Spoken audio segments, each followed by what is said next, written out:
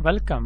इस वीडियो में हम पढ़ने वाले हैं डिमांड एनालिसिस के बारे में, जिसमें हम पढ़ेंगे demand factors of demand, individual demand schedule, market demand schedule and individual demand करो, मार्केट डिमांड करो। तो पहले मैं आपको बताऊंगी डिमांड एनालिसिस में आपको क्या क्या पढ़ना है। आपके सिलेबस में यहाँ पर जर्नल इकोनॉमिक्स में है डिमांड एनालिसिस। इस डिमांड एनालिसिस को मैं आपको बताऊंगा इसमें क्या क्या आपने पढ़ना है। डिमांड एनालिसिस में आपको demand, market demand, factors, determinants of demand, market demand schedule, individual demand schedule, moment along demand करो, शिफ्ट्स इन डिमांड करो, concept of price elasticity of demand and measurement of demand, elasticity of demand, price elasticity of demand, percentage, total expenditure and geometric method। ये तीन methods है जिससे हम elasticity of demand major करते हैं, वो तीनों आपने पढ़ने हैं, और लॉ ऑफ डिमांड। तो ये पूरा इसका एक ही नाम शॉर्ट में यहाँ पर लिखा है डिमांड एनालिसिस। तो इसको याद रखिएगा, आपको डिमांड एनालिसिस में क्या क्या पढ़ना है। तो अब हम आज के इस वीडियो में इसमें से कितना पोर्शन पढ़ रहे हैं।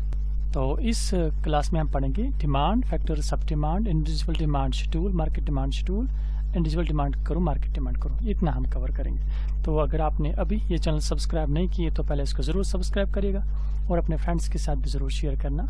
और इसका रिटर्न मैं इस साइट पर रखता हूँ, यहाँ पर जाके आप इसको पढ़ सकते हो। The word demand has a special meaning in economics. Since this word is used in economics again and again, it is necessary to understand it clearly.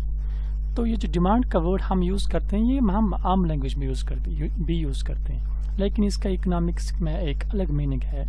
वो मीनिंग क्या है वो हम पहले यहाँ पर समझेंगे। Meaning of demand. In ordinary speech, the word demand is used rather loosely and it is often confused with desire. जिस वर्ड के साथ ये डिमांड कंफ्यूज होता है वो है डिज़ायर। डिमांड अलग है और डिज़ायर अलग है। ये डिज़ायर क्या है? Desire is the wish to have something और टू एंजॉय अ सर्विस। जैसे किसी की ख्वाहिश होती है, विश, किसी चीज़ की चाहत कि मेरे पास फलानी चीज़ हो। But demand implies more than mere desire. It means that the person is willing and able to pay for the object he desires. ये देख लीजिए आप। डिमांड हम बोलते हैं जब एक पर्सन का डिज़ायर भी हो और वो विलिंग भी हो और एबल टू पे भी हो। ये तीन वर्ड्स इसमें आते हैं। A beggar's desire to travel by air from Delhi to Bombay has no significance as he cannot pay for it. On the other hand, a businessman's desire to go to Mumbai by air is demand as he is able to pay for it and is willing to do so. Demand thus means desire backed by willingness and able to pay. तो यहाँ पर आपको समझ आया होगा। एक मुसाफिर जो भिखारी जो भीख मांगता है तो उसका डिज़ायर है कि मैं बाय एयर ट्रेवल सफ़र करूं, तो क्या हम उसको डिमांड कंसिडर कर सकते हैं? नहीं। वो अब इसके बरक्स आप देख लीजिए, एक बिजनेसमैन है जिसका डिज़ायर है कि वो मुंबई जाए और वो विलिंग भी है और पे भी कर सकता है, तो उसका ये डिज़ायर डिमांड है। Both willingness and ability to pay are essential. ये दोनों डिमांड के लिए एसेंशियल है। If a man is willing to pay but he is unable to pay, his desire will not become demand. In the same manner, if he is able to pay but is not willing to pay, his desire will not become demand. तो ये दोनों इसमें चीज़ें हैं, willing भी होना चाहिए और able भी होना चाहिए पे करने के लिए, तभी उसका डिज़ायर डिमांड बन सकता है। अगर कोई बंदा डिज़ायर है, willing नहीं या पे नहीं कर सकता है, तो उसका डिज़ायर हम डिमांड नहीं कह सकते हैं। In order to change desire into demand, it is essential that he should be both willing and able to pay. अभी मैं एक एग्जांपल के जरिए से आप इसको डिटेल समझाता हूँ। Besides demand also signifies a price and period of time in which demand is fulfilled. It is obvious that a person's demand for anything varies with price at which it is offered. He buys more of it at lower price and less of it at higher price. Similarly, his demand varies with the period of time. Demand may thus be finally defined as the quantity demand at a given price and per unit of time. Demand is equal to mathematically हम इसको ऐसे लिख सकते हैं, desire plus ability to पे plus willing to पे। अब ये डिमांड का और एक पॉइंट और एक चीज़ जिसके साथ रिलेटेड, दैट इज प्राइस और पीरियड ऑफ टाइम,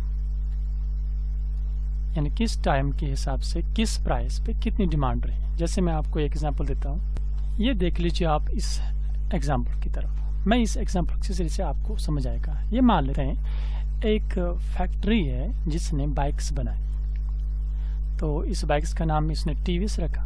तो टीवीएस बाइक्स बनाने के बाद इसने अपने शोरूम पे बेच दी, ताकि मैं देखूंगा कि लोग इसमें इसकी डिमांड क्या है। क्योंकि जो डिमांड का जो डिमांड एनालिसिस का जो कंसेप्ट है, ये इतना इम्पॉर्टेंट है इकोनॉमी में, इसके बगैर फर्म्स चल नहीं पाएंगे। जितने भी फर्म्स या फैक्ट्रीज काम कर रही है, इंडस्ट्रीज काम कर रही है, वो सब भी इस डिमांड पे चलती है।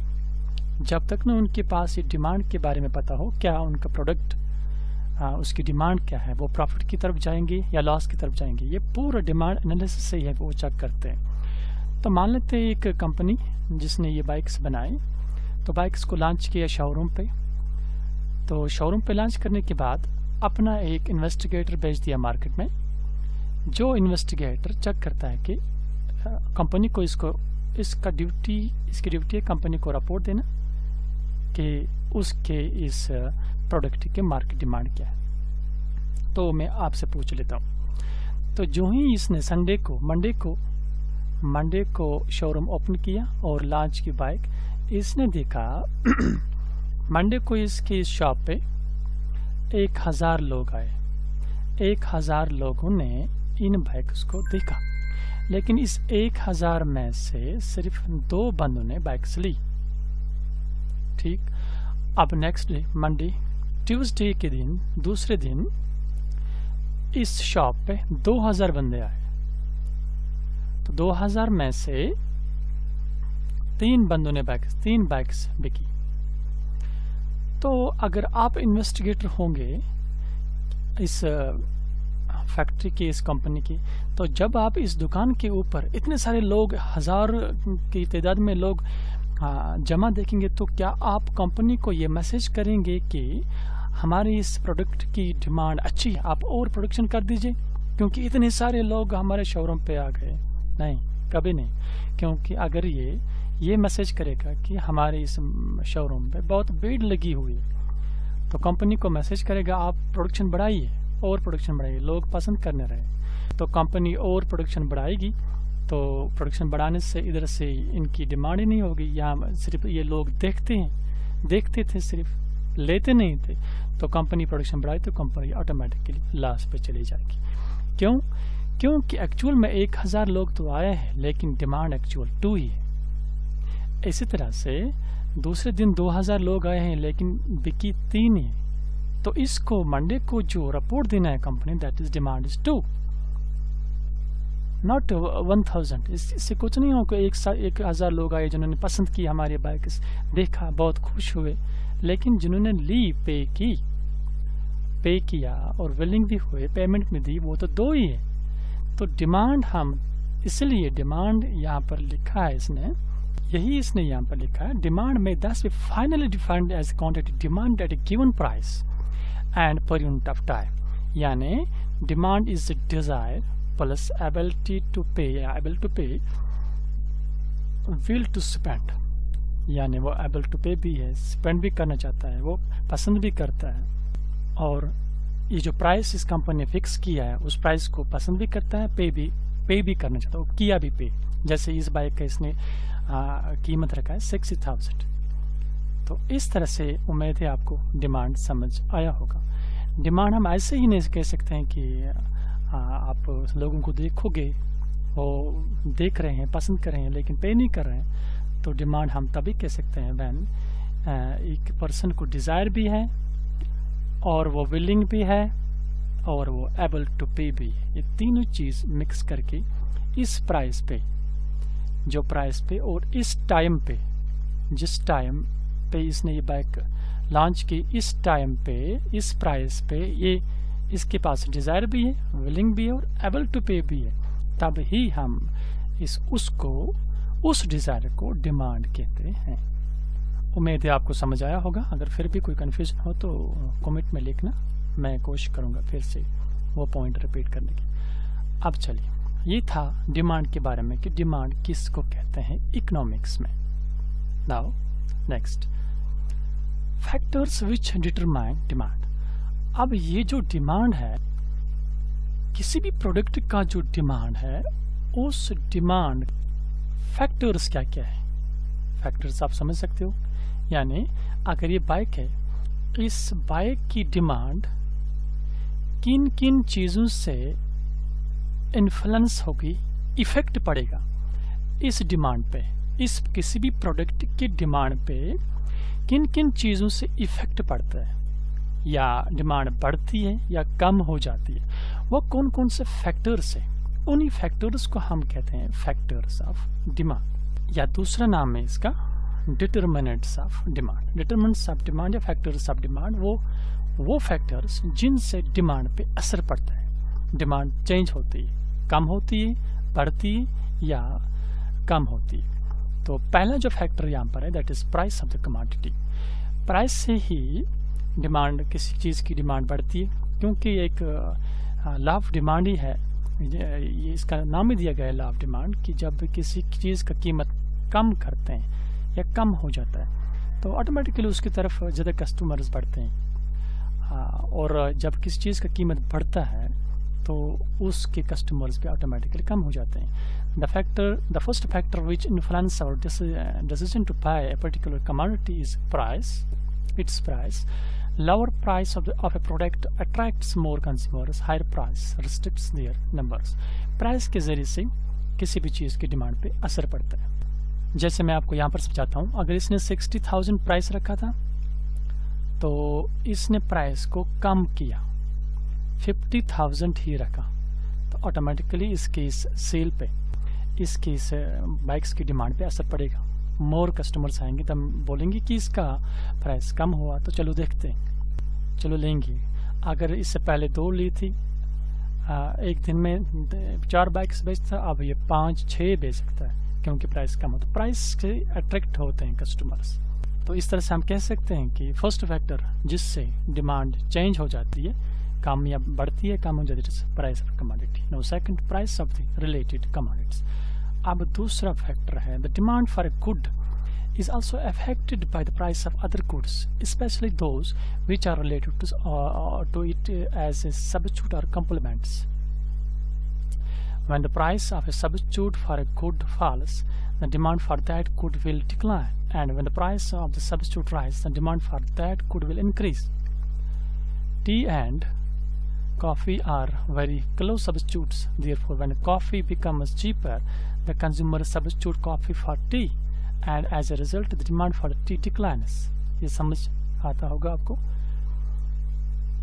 The goods which are complementary to each other, the change in the price of any of them would affect the demand of the other. For instance, if the price of milk falls, the demand for sugar would also be affected.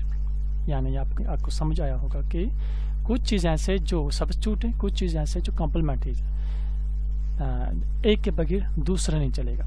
जैसे मैं आपको बताता हूँ यहाँ पर, when price of milk falls, दूध का कीमत कम हुआ, the demand for sugar would also be affected, क्योंकि मिल्क और शुगर यह आपस में कॉम्प्लीमेंट है चाय बनाने की। लेप्टन चाय बनाने के लिए मिल्क भी लगता है, शुगर भी लगता है। जब मिल्क का कीमत कम हो जाएगा तो ऑटोमेटिकली लोग ज़्यादा मिल्क लेंगे और ज़्यादा चाय बनेगी, जिसकी वजह से उस चाय बनाने के लिए ये शुगर ज़्यादा लगेगा, और शुगर के ज़्यादा लगने से ऑटोमेटिकली मिल्क की प्राइस कम होने से शुगर की डिमांड बढ़ जाएगी। तो यही इसने यहाँ पर लिखा है, complement each other, complementary goods. Likewise, when the price of the cars falls, the demand for them would increase, which in turn will increase the demand for petrol. Automatically दूसरा यहाँ पर एग्जाम्पल है, when कार्स का price कम हो जाएगा, cars सस्ते हो जाएंगे, तो लोग ज़्यादा कार्स लाएंगे, तो कार्स लाने की वजह से ऑटोमेटिकली पेट्रोल की डिमांड बढ़ जाएगी। जितनी भी प्राइस का पेट्रोल का होगा, लेकिन कार्स की डिमांड बढ़ गई तो कार्स की डिमांड बढ़ने से पेट्रोल की डिमांड ऑटोमेटिकली इसी के साथ बढ़ेगी। हालांकि पेट्रोल का प्राइस न कम हुआ न ज़्यादा हुआ, अपने पॉइंट पे, लेकिन कार्स की डिमांड बढ़ गई तो कार्स की डिमांड की बढ़ने से पेट्रोल की डिमांड ऑटोमेटिकली बढ़ जाएगी। तो इसको कहते हैं यहाँ पर नाम रखा प्राइस ऑफ रिलेटेड गुड्स और कम्प्लीमेंट्री गुड्स। इससे भी डिमांड पे असर पड़ता है। Now next, income of the people. The demand for goods are also depend upon the income of the people. The greater the incomes of the people the greater will be their demands. तो जब लोगों की income बढ़ जाएगी automatically demand भी बढ़ जाएगी, क्योंकि लोगों के पास जब पैसा ज़्यादा आएगा वो ज़्यादा चीज़ खरीदेंगे, तो ज़्यादा चीज़ खरीदने से डिमांड बढ़ जाएगी मार्केट में। तो इनकम ऑफ पीपल भी फैक्टर है डिमांड का, कि जिससे डिमांड चेंज हो जाती है, इंक्रीज या डिक्रीज हो जाती है। अब इसका रिवर्स में जाइए, इनकम ऑफ पीपल जब कम हो जाएगी लोगों की आमदनी, तो उस समय क्या होगा, लोगों के पास पैसा कम आएगा तो लोग मार्केट में कम चीज़ें खरीदेंगे, जिसकी वजह से मार्केट की डिमांड कम हो जाएगी और चीज़ों की डिमांड कम हो जाएगी। तो इनकम भी एक फैक्टर है। Now next, tests and preference of the consumers. Demand for A commodity is directly related with the tests and preference of the consumers. For example, a teacher to justify his profession may demand more books, and similarly, old persons make more demand for sticks and specs than the youth. Similarly, during rainy seasons, demand for umbrellas, raincoats, and rubber shoes increase. Also, during winter, demand of woolen clothes rise. तो इस तरह से tastes and preference of the people, इससे भी demand पे असर पड़ता है। जैसे यहाँ पर टीचर्स ये ज़्यादा पसंद करते हैं पढ़ना मैगजीन्स, बुक्स, और इस तरह से यहाँ पर यूथ्स पसंद करते हैं, इनकी प्रेफरेंस है वो स्पेक्स पहनना, स्पेक्स की डिमांड इनकी वजह से बढ़ जाएगी।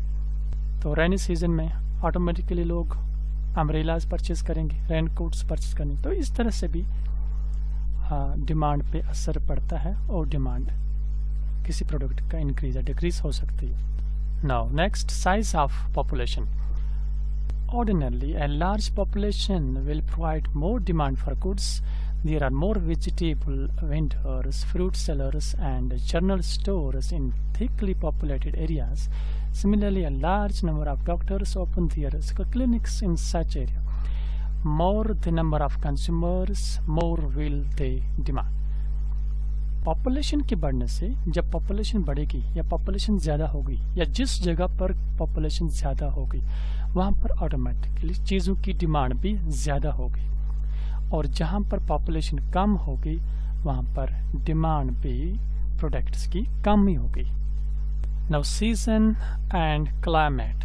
Season and climate also affect the demand. Demand for woolen garments will be more in cold places.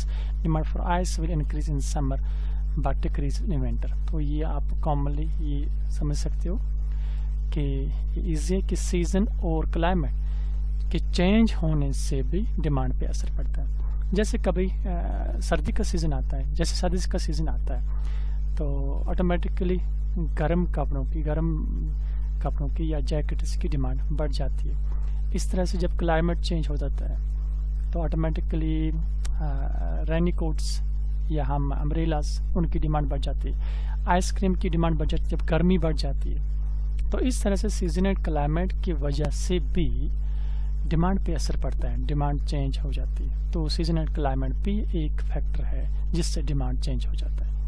Now, seventh factor, consumers' expectations with regard to future prices, या future expectations इसका दूसरा नाम दे सकते हैं। Another factor which influences the demand for goods is consumers' expectation with regard to future prices of the goods.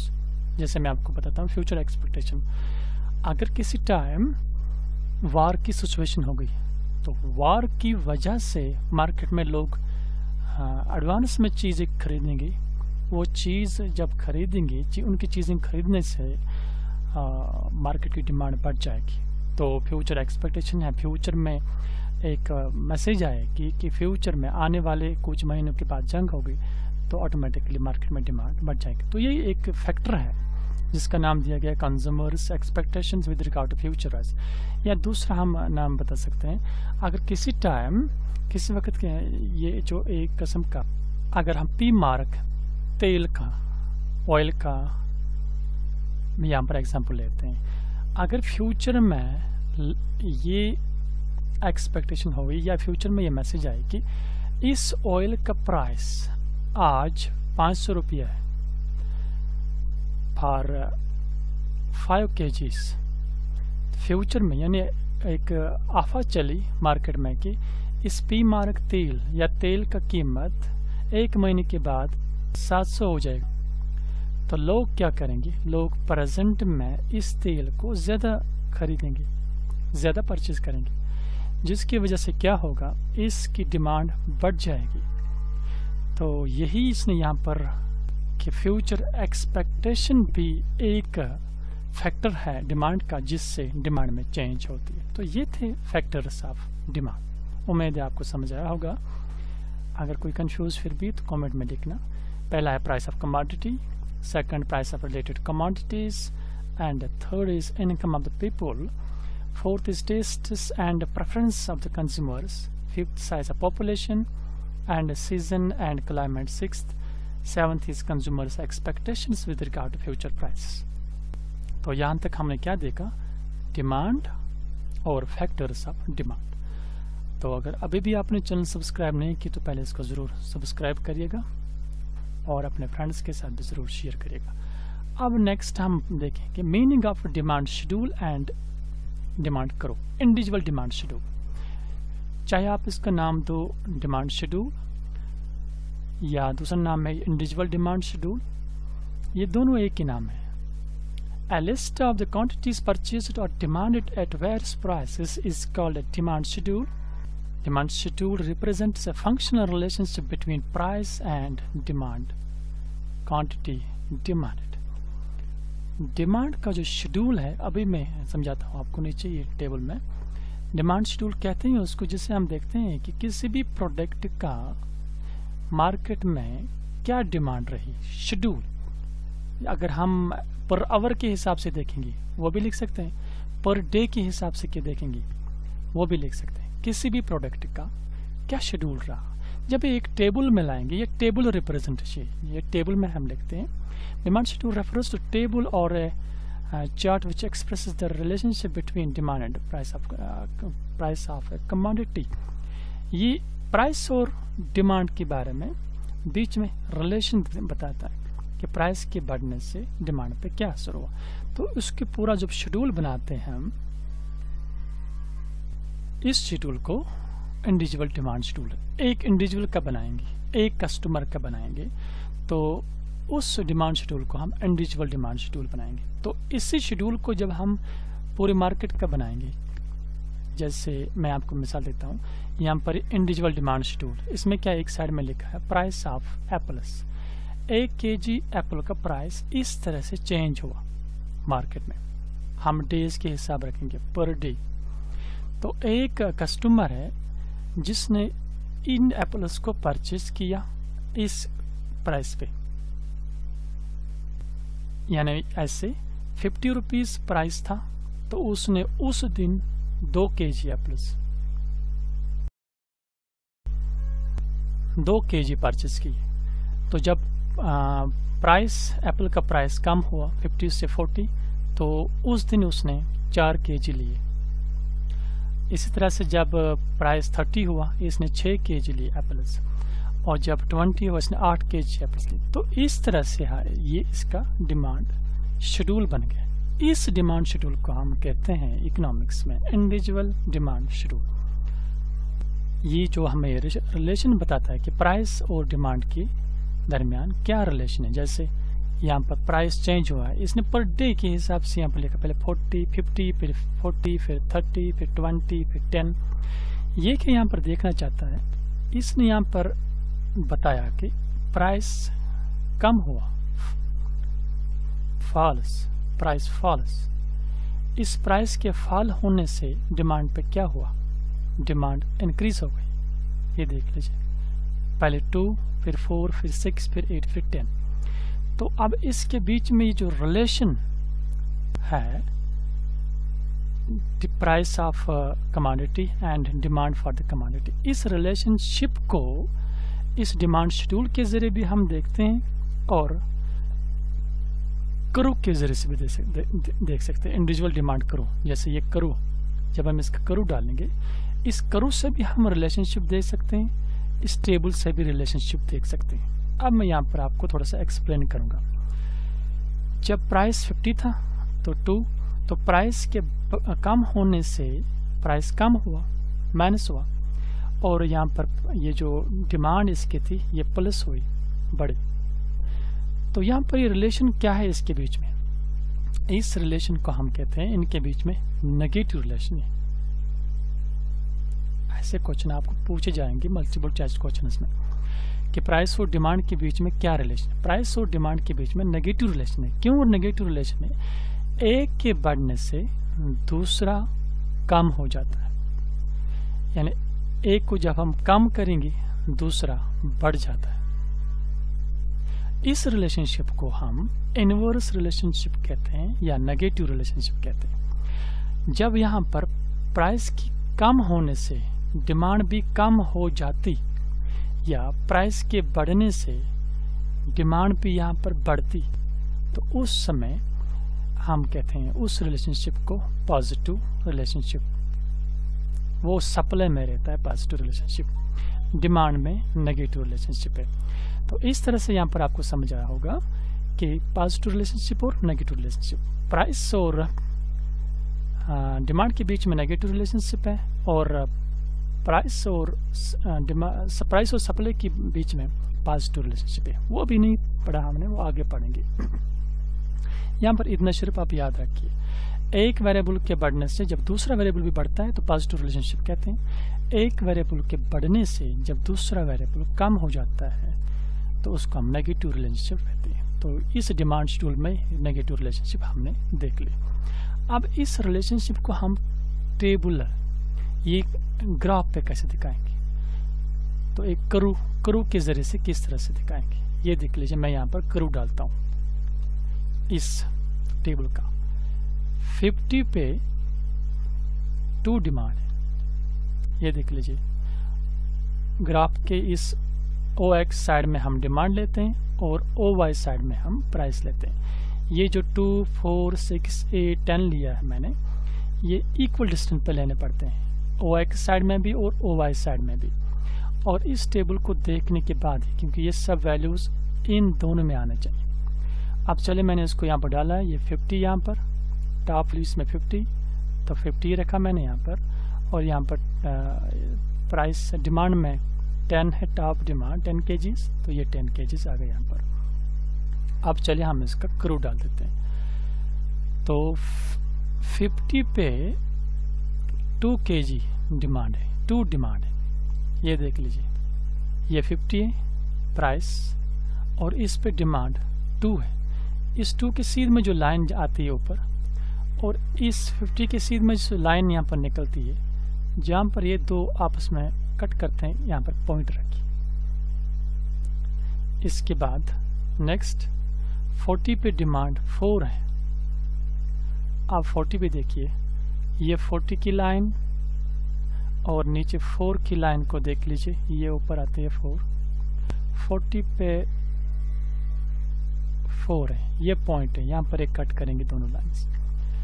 इसी तरह से आप 30 पे 6, ये 30 की लाइन और यहाँ से नीचे से 6 की लाइन, ये दोनों आपस में कट करते हैं इस पॉइंट पे,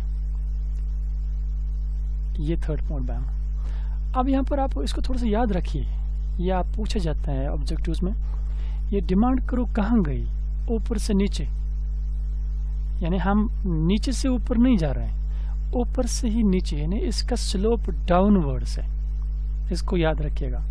इस डिमांड करो का स्लोप डाउनवर्ड, क्योंकि हम ऊपर से नीचे आ रहे हैं। अब नेक्स्ट 20 पे डिमांड 8 है, ये है 20 की लाइन और इस पे डिमांड यहाँ पर 8,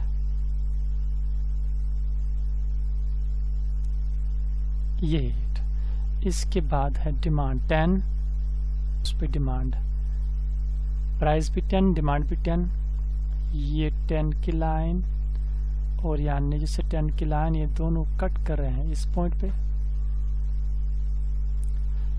इस तरह से अब हम इनको ज्वाइन करेंगे तो ये हमारी डिमांड कर्व बन गई जिसका स्लोप डाउनवर्ड है, from left to right, left to, ये लेफ्ट है ये राइट, इसका स्लोप डाउनवर्ड आ गया क्योंकि नीचे जा रहा है। डाउनवर्ड स्लोप का मीनिंग कि इन दो के बीच में, प्राइस और डिमांड के बीच में नेगेटिव रिलेशनशिप है। ये है इंडिविजुअल डिमांड शेड्यूल। उम्मीद है आपको समझ आया होगा।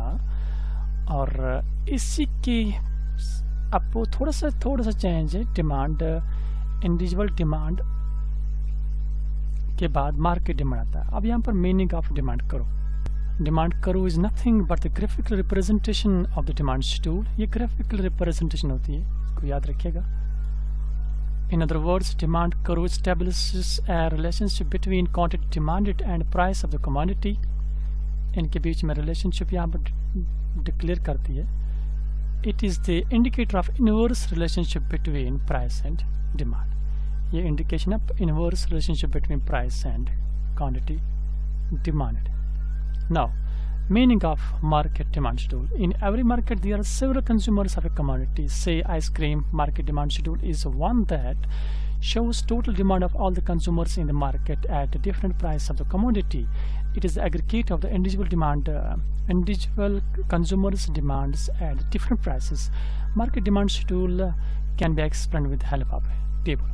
तो market demand schedule क्या है? ये individual, all individuals, जितने भी इंडिविजुअल्स एक किसी प्रोडक्ट के मार्केट में है, उन सबों की डिमांड क्या है, सभी कंज्यूमर्स की, सभी कस्टमर्स की, उस डिमांड को यहाँ पर, उस डिमांड को जब हम एक शेड्यूल में यहाँ पर डालेंगे, उस शेड्यूल को, टेबल को हम कहते हैं कि इंडिविजुअल डिमांड शेड्यूल। उस शेड्यूल को हम कहते हैं मार्केट डिमांड शेड्यूल, जिसमें मार्केट में सभी कस्टमर्स की डिमांड किसी प्रोडक्ट की है। यहाँ पर इसने आइसक्रीम रखा है तो आप कोई और एग्जांपल ले सकते हो। हाँ, आइसक्रीम के बगैर भी उसके सभी कस्टमर्स की कितनी डिमांड हुई है मार्केट में, वो हम उस शेड्यूल को हम कहते हैं मार्केट डिमांड शेड्यूल। ये प्राइस ऑफ आइसक्रीम, ये देख लीजिए, जब आइसक्रीम का प्राइस पहले दिन में 1 था, दूसरे दिन 2, तीसरे दिन 3, फिर 4, ये एक घंटे के बाद भी चेंज हो सकता है ये प्राइस, एक मिनट के बाद भी, क्योंकि डिमांड में प्राइस ऑलरेडी मैंने बताया आपको। टाइम, किसी भी चीज़ की डिमांड एज पर टाइम हम देखते हैं कि यहाँ पर हम डे के हिसाब से हमने लिया है, इनको डे के हिसाब से मैंने लिया। तो अब ए कस्टमर है, फिर बी कस्टमर, फिर सीज डिमांड। ए ने इतना परचेज किया, 1 रुपये पे 4 आइसक्रीम इसकी डिमांड है, बी की डिमांड है 5, सी की डिमांड है 6। अब ये मार्केट डिमांड क्या है? 6 + 5 + 4 दैट्स इक्वल टू 15। उम्मीद है आपको समझ आया होगा। इसी तरह से जब प्राइस चेंज हुआ, कम बढ़ा, तो 1 रुपये से 2 रुपये प्राइस हुआ, तो ए की डिमांड 3, बी की डिमांड 4 एंड सी की डिमांड 5 और मार्केट डिमांड बन जाती है उसकी 12। कैसे? 5 + 4 + 3, तो इस दिन की मार्केट डिमांड, इस दिन की मार्केट डिमांड क्या बनेगी? 12। इसी तरह से जब 3 प्राइस है, इस प्राइस पे इसकी मार्केट डिमांड 9 है। ऑल कस्टमर्स की डिमांड क्या है? तो इसको जब हम इस ग्राफ पे डालेंगे, एक कर्व के हिसाब से कर्व पे दिखाएंगे, तो उसको हम कहते हैं market demand curve. Very easy, simple है। अब ग्राफ में OX के साइड में हम लेते हैं डिमांड एंड OY के साइड में हम लेते हैं प्राइस, इसको याद रखना है। और यहाँ पर ये जो डिस्टेंस, ये भी इक्वल आनी चाहिए। और तीसरा पॉइंट, ये जितना टॉप वैल्यू यहाँ पर है 15 और 4, ये आना चाहिए इसमें। पूरा। चलिए अब हम मार्केट डिमांड कर्व डाल देते हैं। 1 पे 15 है मार्केट, 1 है प्राइस, 15 है मार्केट डिमांड। 15 कहाँ पर है? ये 14 और इसके बीच में यहाँ पर आएगा 15, यहाँ पर। तो यहाँ से एक की लाइन और इसी के ऊपर ये जहाँ पर कट करेंगे, ये इसके बीच में यहाँ पर कट होगा। ये बना पहला पॉइंट। अब इस तरह से नेक्स्ट 2 पे मार्केट डिमांड है 12। अब ये 2 की लाइन, नीचे से 12 की लाइन,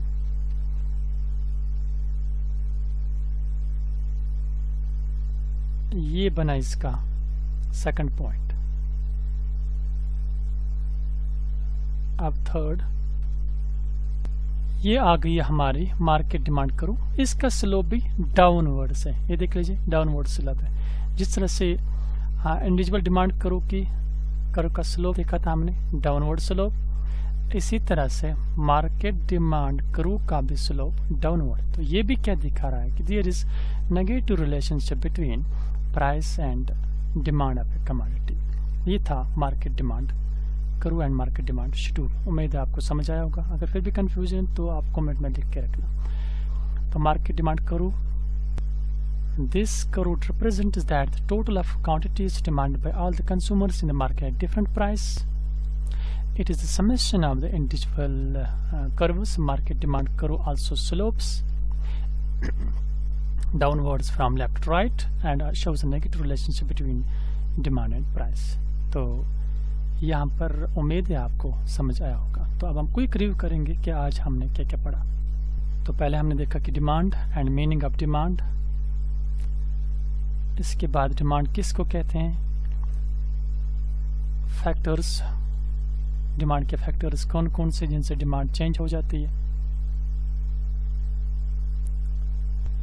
उसके बाद हमने पढ़ा meaning of demand schedule, individual demand schedule, and उसके बाद इंडिविजुअल डिमांड करो। उसके बाद मीनिंग ऑफ डिमांड करो, meaning of market demand schedule and market demand करो।